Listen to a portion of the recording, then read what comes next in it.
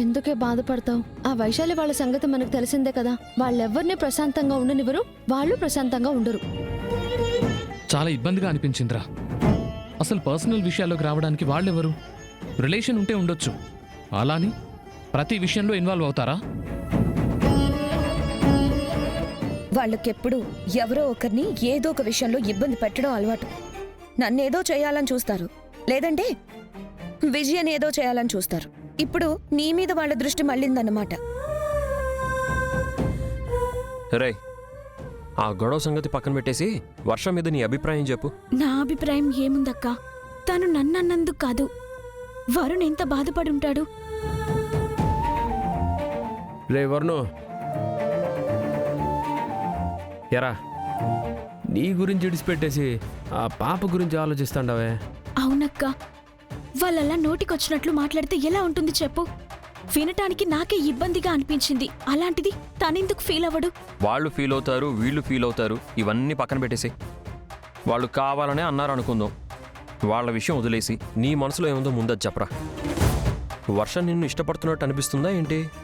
ఏంటి వరుణ్ గురించి ఎక్కువ ఆలోచిస్తున్నావు? ఏంటక్కా అలా మాట్లాడుతున్నావు? తను చాలా మంచోడు, ఎప్పుడు నాతో తప్పుగా ప్రవర్తించలేదు. అన్నా మ్యాటర్ ఏదో తేడాగా ఉండదే. నాకు కూడా అలాగే అనిపిస్తోందిరా. ఏంటి తేడాగా అనిపించేది? ఆమె గురించి మీకు తెలీదా అక్క? అదేదో బుద్ధి లేకుండా వాగిందనుకో, దాని మాటలు పట్టించుకుంటామా?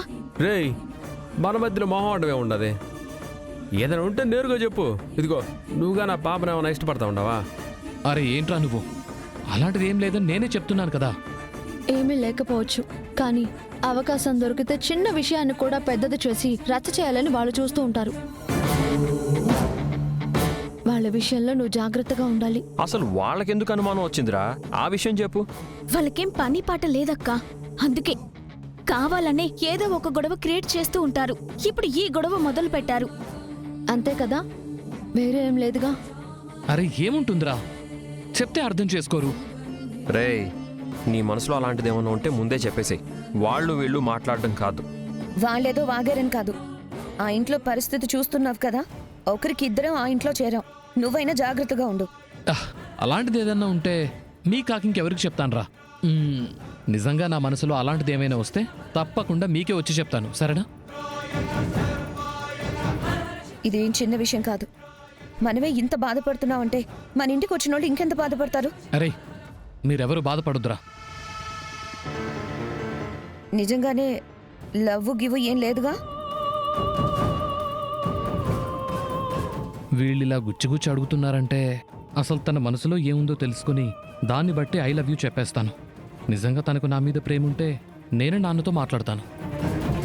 మన గురించి నలుగురు నాలుగు రకాలుగా మాట్లాడుకునే అవకాశం ఇవ్వకూడదు. జాగ్రత్తగా ఉండాలి. చెప్పేది నీకు అర్థమవుతుందా? నాకు అలాంటి ఇబ్బంది వస్తే మీకే కదక్క చెప్తాను.